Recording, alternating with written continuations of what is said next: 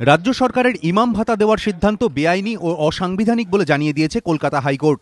আদালতের এই রায়ের পর ইমাম ভাতার ভবিষ্যৎ নিয়ে তৈরি হয়েছে বড়সড় প্রশ্নচিহ্ন।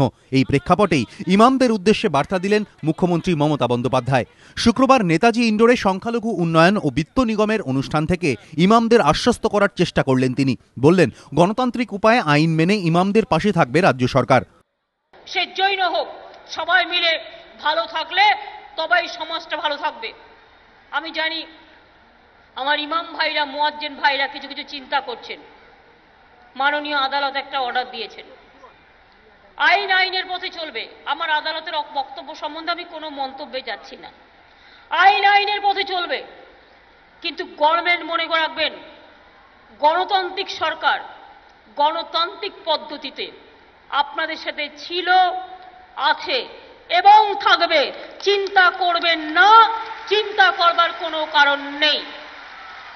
আইন মেনেই আমরা সব কাজটা করে দেব। ভয় পাওয়ার চিন্তা করবেন না যে আমার খাবার জুটবে না। সরকার যদি আধখানা রুটি খায়, আপনাকেও আধখানা রুটি দেবে, এটা মাথায় রাখবেন। চিন্তা করার কোনো কারণ নেই। সাম্প্রদায়িক সম্প্রীতি রক্ষা এবং সরকারের জনস্বার্থমূলক প্রকল্পে ইমামদের কাজে লাগানোর কথাও এদিন বলেন মুখ্যমন্ত্রী।